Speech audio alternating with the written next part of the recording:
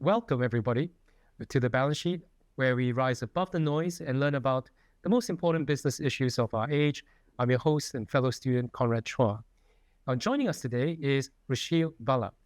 Rushil is co-founder and managing director of Secha Capital, which is a growth equity fund in Southern Africa, and they employ an operator investor model.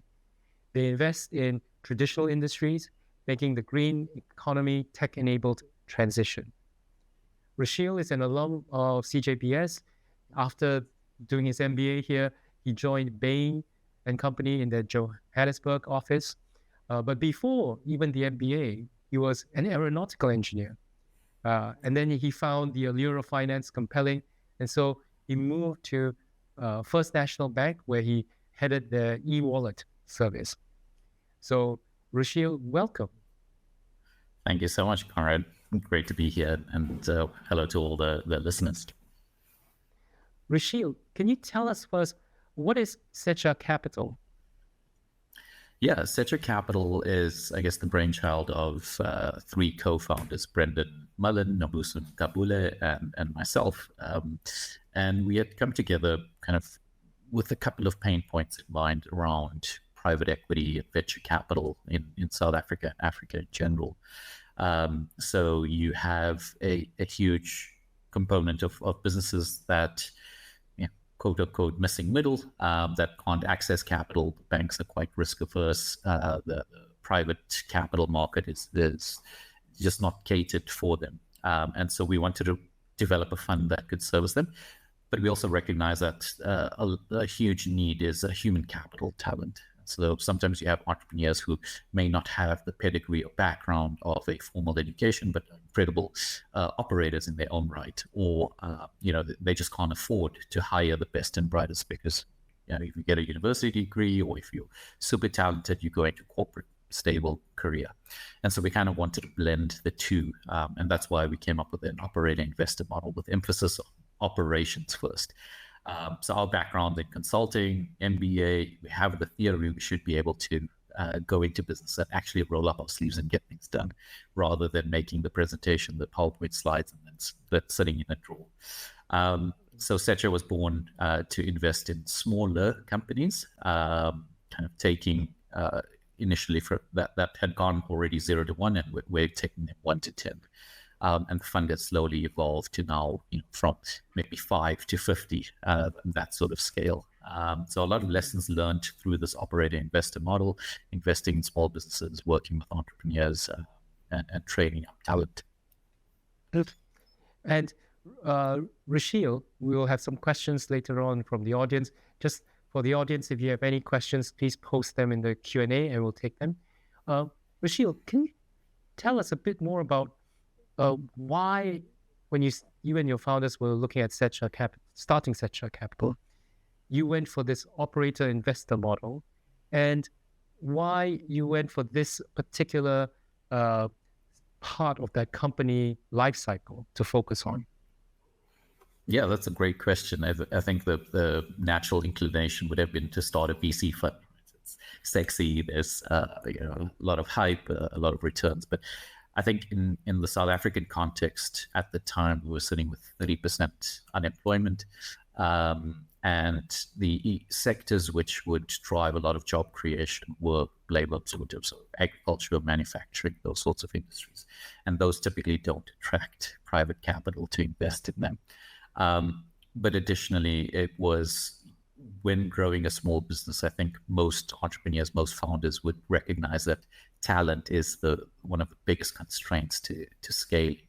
And whether that's just a smart person to work alongside you that could look at your price pack architecture, it could help you redefine your strategy, automate your finance function, whatever those elements are. It's either too expensive to get a consultant, or you just don't know. You don't know what you don't know. And so having experience with consulting, doing the hard thinking and then putting it on a presentation, and then you walk away, that just kind of didn't feel right to us. And so we wanted to roll up our sleeves, get our hands dirty, and see the job to closure. So I think it was very much an ecosystem specific solution that we wanted to develop, but also from an impact perspective, job creation kind of sits near and dear to all of us, etc. Have you seen this operator investor model in other countries? I think there are versions of it. So at its base, I think if you look at it as a value add team, the large private equity funds would have these specialized value add teams that would be almost your SWAT team that goes into an underlying portfolio company and work for 12 months, 2 years, whatever the case is, to help them solve a specific challenge. But where those models work is typically your larger AUMs, the larger private equity funds that can afford those teams. Expensive resources, smart people, will command a premium, but they're going to deliver alpha for you. Or on the other hand, you have things like Alpine or Sentinel Capital, I think in the UK they're based, where it's either a CEO in training, so young, smart MBA graduate goes and trains to become a CEO in a portfolio and then eventually takes over one of their portfolio companies. Or in the case of Sentinel, they would fund you to search a company to acquire, and then you go and run that. So different components of value add, but all of these are quite expensive ways of running a fund, which is typically why it's done on a larger scale. We have a question from the audience who asked, Rushil, it's such a great, diverse background and story. We're interested to see how the capital raising in Africa compares to other continents. Do you primarily focus on local capital compared to the so-called tried and tested way of going to America or Europe? Yeah, I think we've had most success with local capital. So for a number of reasons. One is you understand the geography, you actually understand the market. And we've been through a number of programs and accelerators for fund managers to help us tap into the European or American markets. But I think there's still a lot of education that needs to happen from that LP base around the opportunity in Africa. The narrative, I guess, 10, 12 years ago was Africa rising. And that didn't quite pan out. You had KKR, Carlyle, all of them setting up funds, billion-dollar funds on the continent, and that didn't quite materialize. And I think it was because you're transplanting a cookie-cutter approach to private equity here. So the model resonated with local investors, and so far all of our capital is local.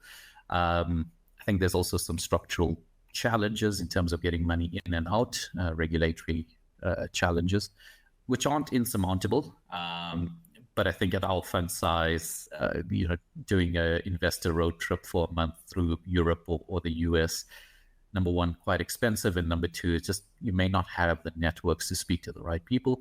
And even if you do, again, the fund size, we are a $35 million fund, which is way too small for most LPs.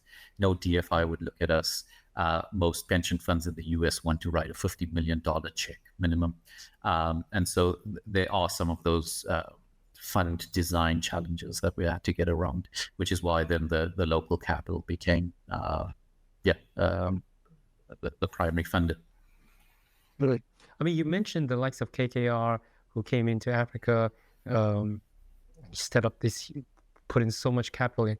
But setting aside, let's say, the capital part, what do investors who are much more used to America or Europe, what do they get wrong when they come to Africa and try to use those cookie cutter processes?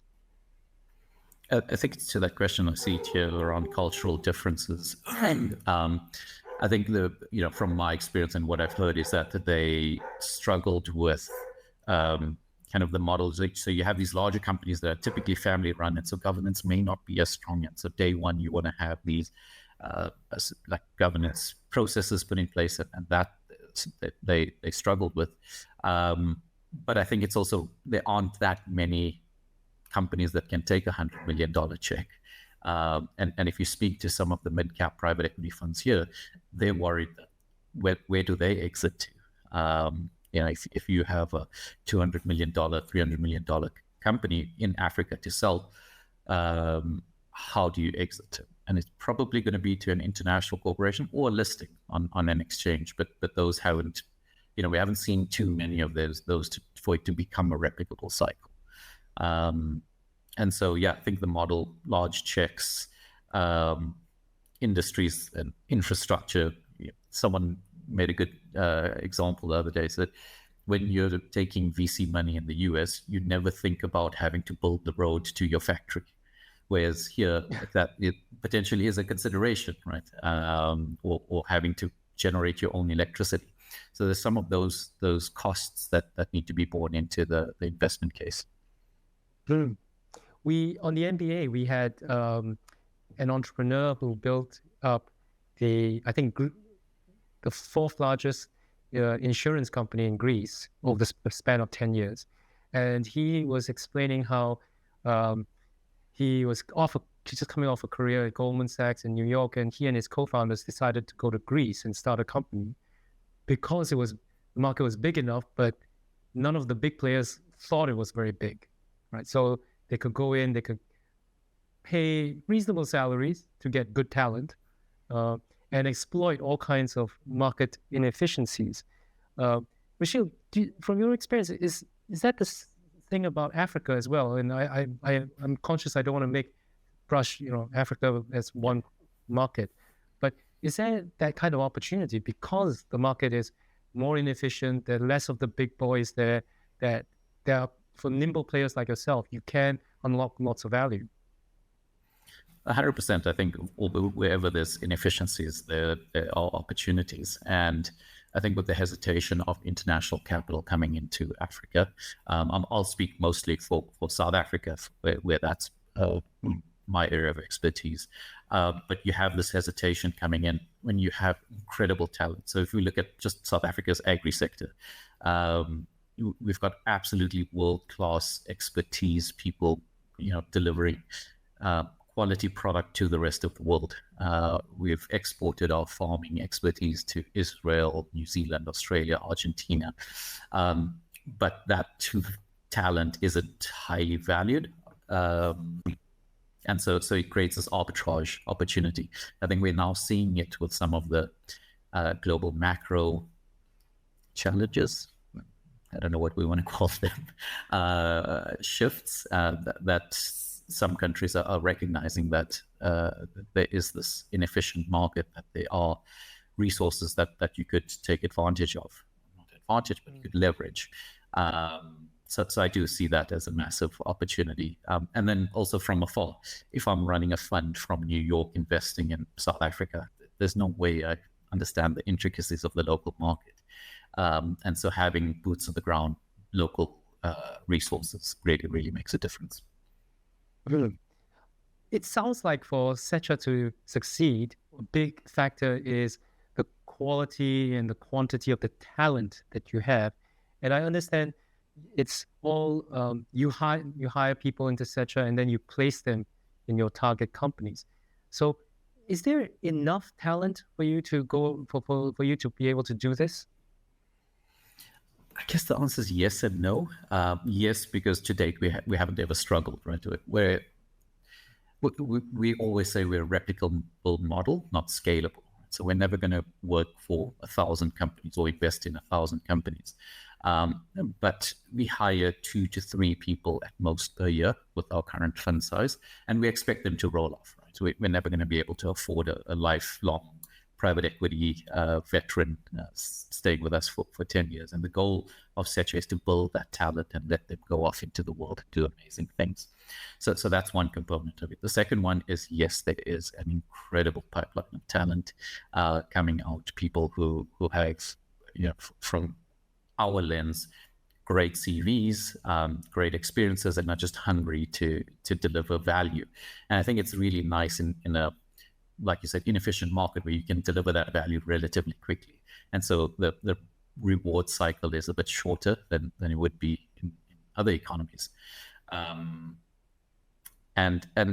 the no part of that is, I think young people coming out of university or MBA grads wanting to get into the sector, the first question you get asked is, where's your deal experience? And you can't have deal experience without having deal experience, right? So we've built a program called the Secha Junior Operator Investor Network. And it's the basics of investing, the language, the lingo. So I think one of the most powerful tools whenever you go for an interview is to be able to understand the jargon that people are saying. Someone says, what's the MOIC or IRR, whatever the language they use. If you can converse with them, it makes the interview a lot easier. So last year we had a cohort of about 50 students. It's a bi-weekly or fortnightly session online, and it goes from Secha's experience on the ground. How do we manage cash flow? How do we do investing? How do you kind of be a professional within this industry? And so that's building up a bench of talent, not just for us, but for the entire ecosystem. And it's really interesting to see who joins that. You have lawyers, you have architects, you have private equity people in other private equity funds wanting to sharpen their tools. And I think it speaks to a need of people to gain these skills, to become experts, to enter the industry. We'll come back to the part about hiring, careers, what are the skills that you look for. But we have another question from the audience who wants to know, what prompted you? I can hear your dog. Is that the dog trying to get in? Yeah. Oh, yeah, you can join us. Anyway, the audience wants to know, what prompted Secha to focus on the green economy compared to other growth industries in Africa? I think it ended up being a bit fortuitous. So our investment approach is quite thesis driven. When you have such a wide potential pipeline of companies, you need to have a strong filter. And so we develop a thesis around a sector theme that we want to invest in. One of them was the industrialization of agriculture. We know it's a huge sector in South Africa, but kind of a little bit old school. And so hydroponics kind of became the first lens to look at, and we identified a company called Cultura Fresh.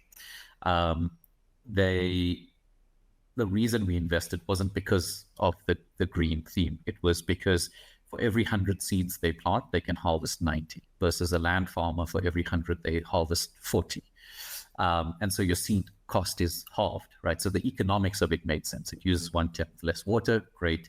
You have 3 times higher yields, great. So I think it's around the economics of it that made sense. And what we're seeing happen is that this green transition, or the green sector, the conversation is moving more to the economic benefit of it rather than it being for the sake of it, which is kind of ESG ticking the box exercises. And that's been our lens for most of our recent investments around the green themes. Some quick questions from the audience. One is, can MBA students apply to the Join program? Yeah, it's online, so it's kind of unlimited. You join a class, we have experts coming in, and it's not a huge time commitment. It's from South Africa perspective, after hours, an hour or two in the evenings every second week. And I think it's also just good to network with other people, work on things, meet, get outside your bubble, I think, a little bit. Sure. So welcome to join. And we have another question about what channels do you use to reach out to talent? But I would also add, how do you convince maybe people like yourself 10 years ago when you were in Cambridge doing an MBA to return to Africa, where the conditions may be quite difficult sometimes, and the salaries there might be a big difference? Yeah. Again, it's a economic or commercial trade-off. When I did the calculations in the back of my head, it was, what would it cost me to own a house in the UK versus what would it cost me to own a house in South Africa? And it's very simplistically. And then what multiple is that of your average salary? Like South Africa, maybe it's 3 times. In the UK, maybe 6 or 7 times. And so, just thumb sucking. And then I think it's also quality of life, right? So salaries may be lower, but families here, I think there's a whole other pull factor here. But from my side, it was around the opportunity to create impact. Like I said, the job creation number is scary here. And so being able to work on something that's personally meaningful to a country that you grew up in, I think it has all of those pull factors. And then another question from the audience is, how does the South African government support industrial development, particularly in the green transition? And there's a large number of programs to support the transition. I think we know this globally, the just energy transition.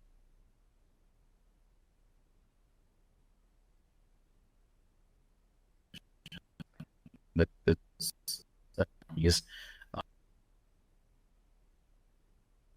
mining component. There are tax breaks. Sorry, Rushil, I think you broke up a bit.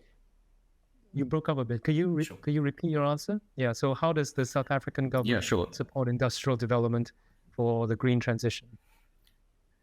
Sure. So there's a large number of programs available. We've got the Just Energy Transition, which international countries have contributed towards for us to decarbonize our energy fleet. We've got programs to retrain individuals that are in carbon-emitting industries to more tech or green economy businesses. So I think there's a lot of support, tax breaks, etc. For us, we've never invested based off the reliance of government support, because I don't think that's sustainable. Maybe it's, our model is for established businesses that have a proven model to accelerate. I'm not going to invest in a company that needs that support to prove out its model to then accelerate. So it's a great bonus if we can take advantage of it or we can leverage it. But part of Secha's thesis is that these elements stack up on their own. And I think that's where it has to go, that the green transition is commercially viable. You talked about how your investment thesis started off with agriculture, right? And green. But your investments you have things like in SaaS model, the SaaS company, etc. So how did you go from agribusiness to SaaS? Yeah, it actually started in consumer goods. So we were working with a large food company at Bain, and we used that to make our first investment into a natural hair care business. So using our theoretical knowledge, but because the operator investors are so deeply involved in these companies, we get insights that you wouldn't ordinarily get by just doing a market scan, by doing a due diligence. So our operator investor in the hair care company, it was for natural hair, identified wigs as a potential adjacency. So we ended up making an investment there. Within the agri space, the hydroponic farm, we had that thesis. The operator investor there realized it's really difficult to manage a farm. Most farmers are either kind of basing it on what they think the weather was this time last year or how much fertilizer they've used. It's all either on an Excel spreadsheet or in a notebook. And so there has to be a better way of doing this. You've got this huge industry. And I think 80% of produce doesn't touch software until the farm gate. And so we looked at solutions of how do farmers become more efficient, become more data-driven. You have drone, startup kind of businesses, but that isn't where we're playing. You've got biostimulants, again, not quite where we're playing. And so we looked at a ERP business. So how do you put SAP into a farm which can't afford SAP? And so we came across FarmTrace. There, the operator investor worked on a number of initiatives and then realized that our software stops at the farm gate. But from the farm gate to the end retailer, there's this entire huge value chain, and it's insanely inefficient. You've got exporters taking a cut, you've got freight forwarders, you've got importers, etc.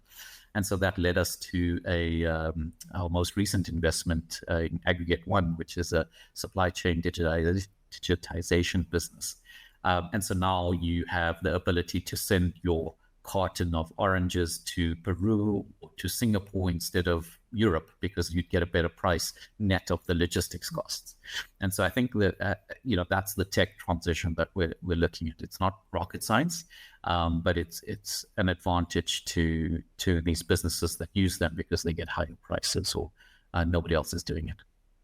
Yeah. And what are some other industries in Africa that could undergo these sort of tech-enabled green economy transitions that are of interest or excite you? Yeah, I think most of them, to be honest. The green economy transition, if it becomes an economic imperative, I use the example of the telephone when it was invented. It gave traders on the stock exchange a competitive advantage.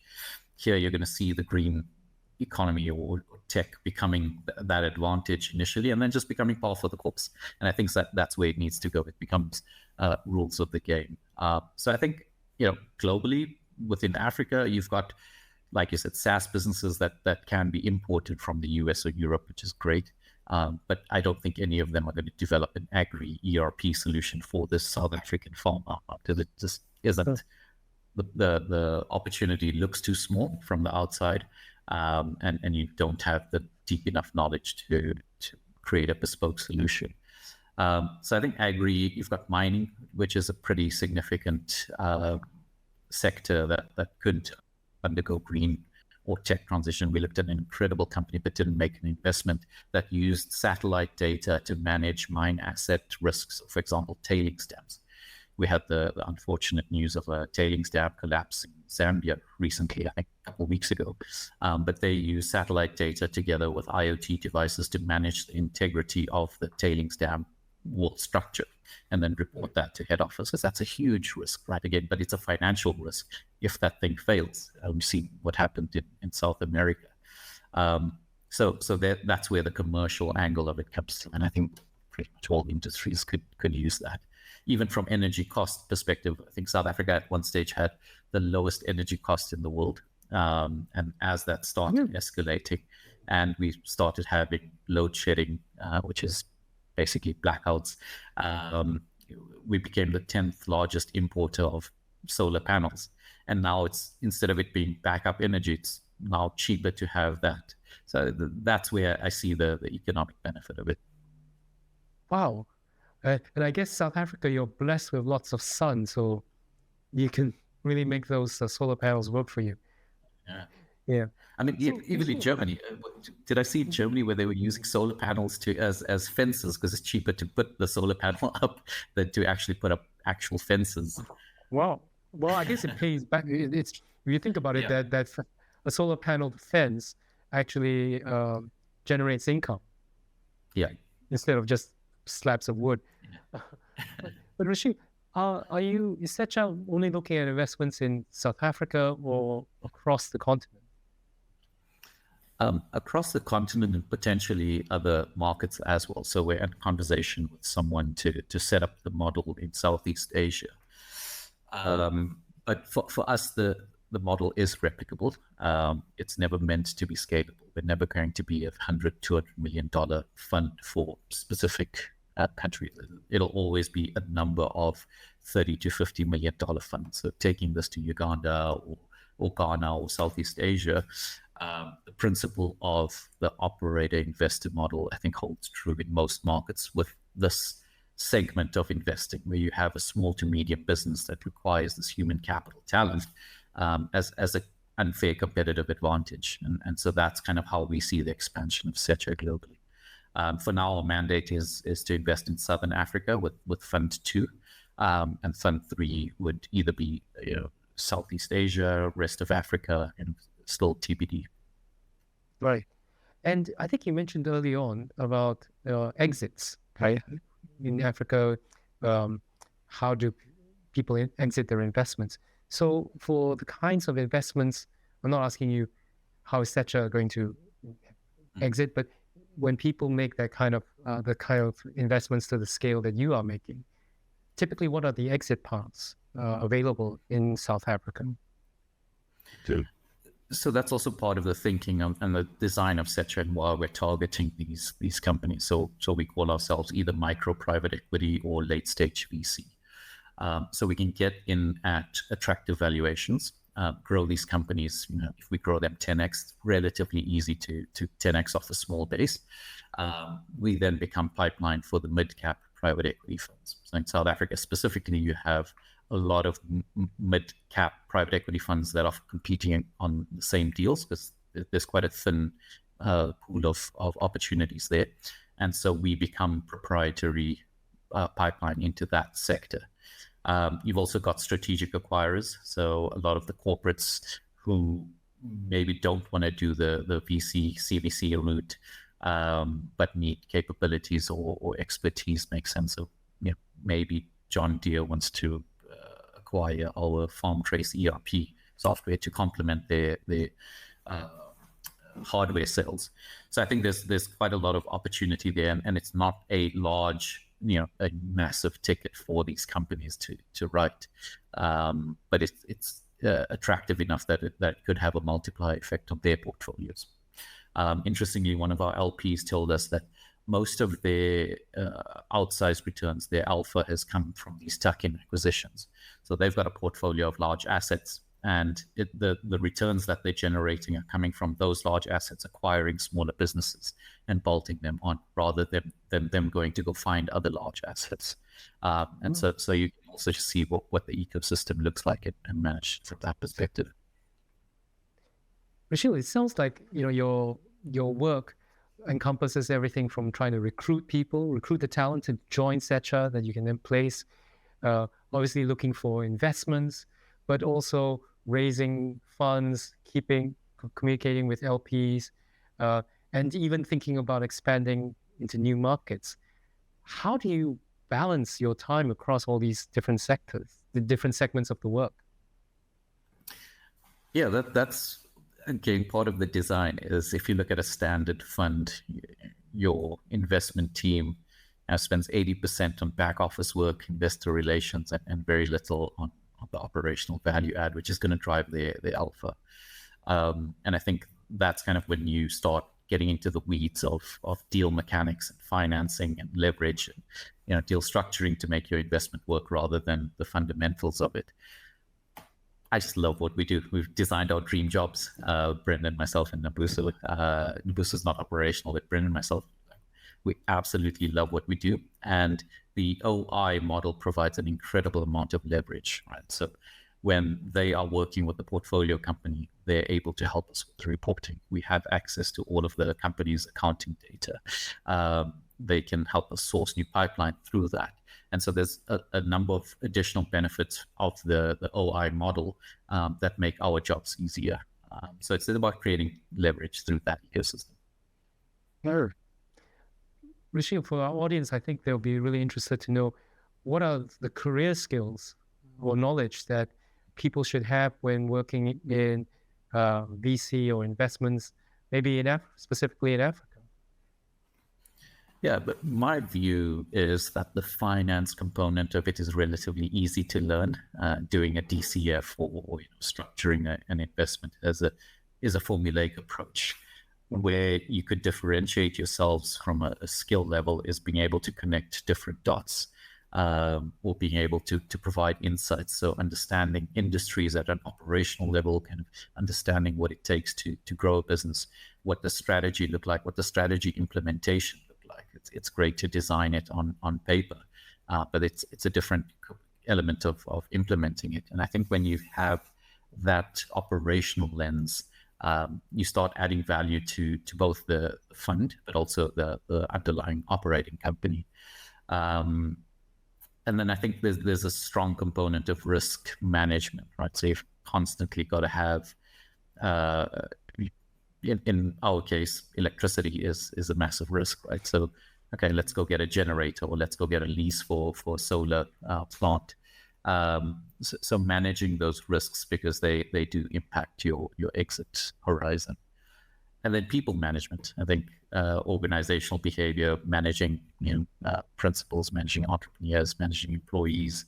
That's a really important skill to be able to have difficult conversations, good conversations, incentivize people. I think there's this whole gambit of people management that's not your typical HR hiring practices, but getting people to pull in the same direction, which is exactly why I think the MBA becomes useful, is the soft skills are really difficult to learn without a frame structure. The finance skills, sure, you can read a book and learn that. And what's your advice to people considering a career in investments in Africa? Yeah, I asked one of our OIs to help me prep for this answer.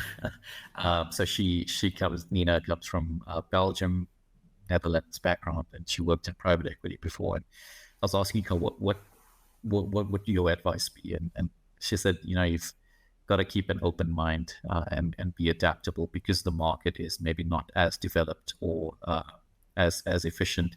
There are a lot of opportunities to develop and grow. So you've got to have this mindset of whatever I'm doing may be the first time it's ever being done.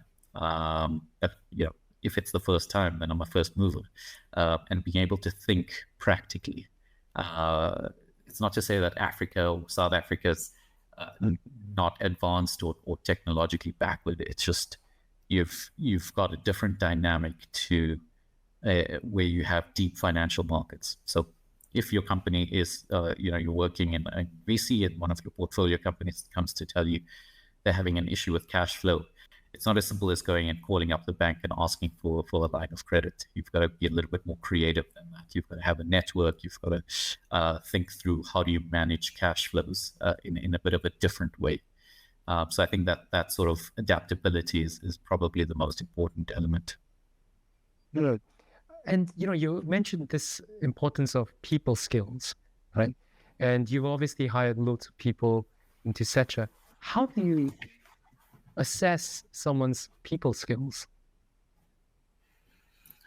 I think that the bad answer is that it just comes with experience. But maybe the useful answer is case studies.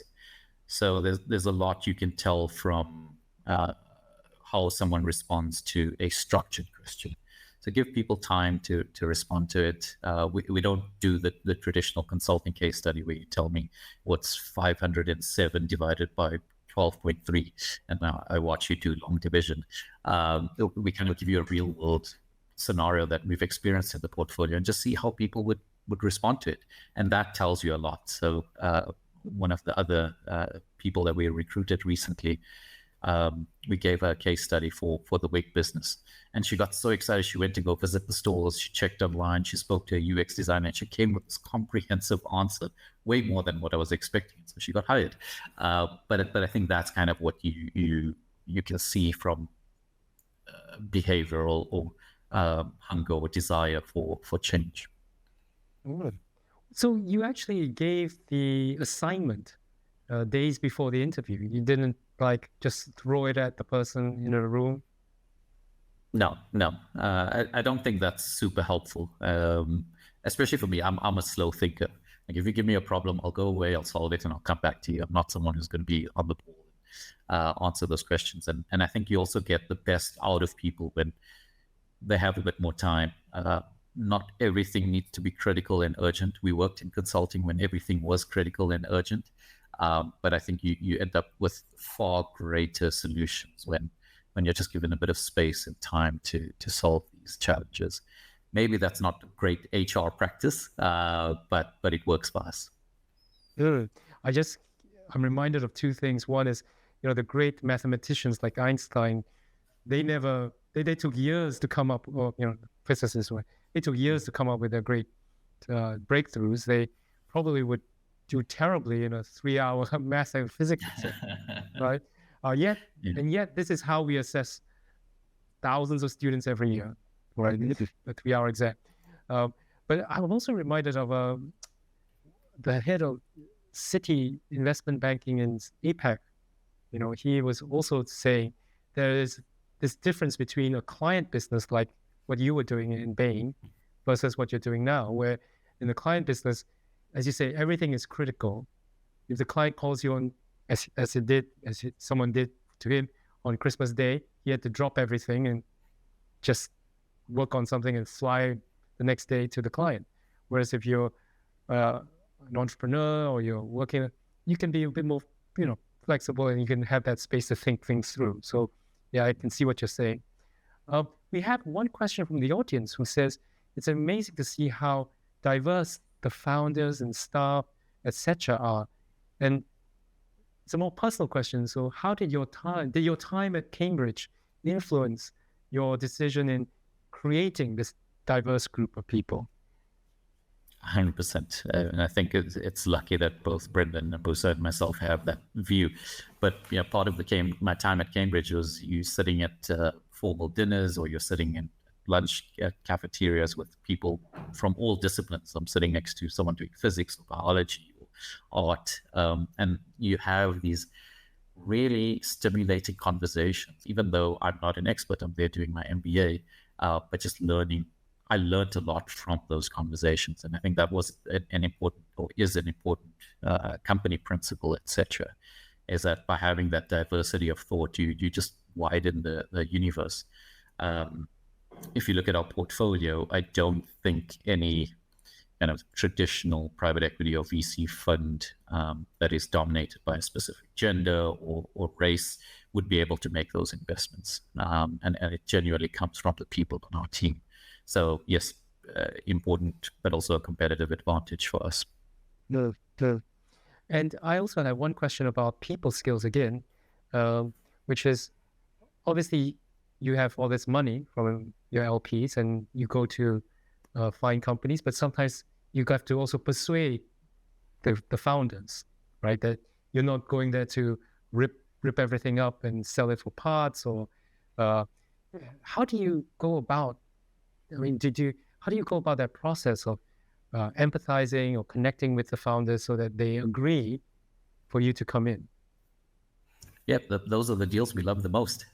Anyone who wants my money, like, a little bit skeptical around, wait, what's going on? Why do you need it? Versus, please take my money, and this is why. So those are the deals that we love having those conversations with entrepreneurs. And it's important to align on that strategy up front. So we have a very clear 100-day and 9-month kind of target within our playbook of value add. And so through the DD process, or even before that, we come up with a view. So because we're very thesis driven, we will have spoken to a number of experts in the field. We'll kind of know what good looks like, and then go and present that to the founder. And if there's alignment there, then it makes that conversation a lot easier. Versus if I say to the SaaS founder that you should expand in Australia, and they think it needs to be America, and we fundamentally disagree on that, it's not going to be a good investment for me. If my fundamental belief is that one is right and the other is wrong. So I think having that alignment, but also by virtue of us being so operational, you can really empathize with some of the challenges that entrepreneurs face. Like month end, I will never schedule a meeting with an entrepreneur, the last week or the first week of a month, because they're busy with payroll, they're busy with accounting, they're busy with administration, all of those things. And so you understand the ebbs and flows of entrepreneurship and the day-to-day challenges of it. And I think, Mike, we're almost running out of time, but I just have one final question for you, Rushil, which is, what does success look like for you now? Yeah, I think it's the replicability of the model. So we've proven out that the OI model works for the stage and kind of geography. What we'd like to do is take this to other regions. And what we need to figure out is, how do we create that leverage? In the same way that Brendan and myself have the leverage through the operating investor network, if we do end up in Southeast Asia or Uganda or Ghana, or whatever the case is, how do we create that leverage while still, sticking to the principle, but being tailored for the local market? And so success for me looks like a deeper financial market to support small and growing businesses, which kind of isn't there today. It's either grant funded or just not there at all. Well, thank you so much, Rushil, for giving us this fascinating insight into investing into those sort of mid-stage companies in South Africa. Also about your own journey from Cambridge through Bain to setting up Secha Capital. So thank you so much for that. And we wish you all the best as you expand the company, expand the funds. But I think it's also great that through your investments, you're also uplifting people, right? The local economies and employment. So that's great. Thank you so much for that. And to our audience, thank you for the questions as well. And we'll be back next week, 21st of March at 12:30, I think, where we have another alum, Gabriel Ronasha, who will talk about how an elective that he took at CJBS started his career in search funds back in his home country of Brazil. So we'll send you the registration details. If you've got time, please join us and join Gabriel. Thank you so much. Thank you, Conrad. Thank you, everyone, for being here.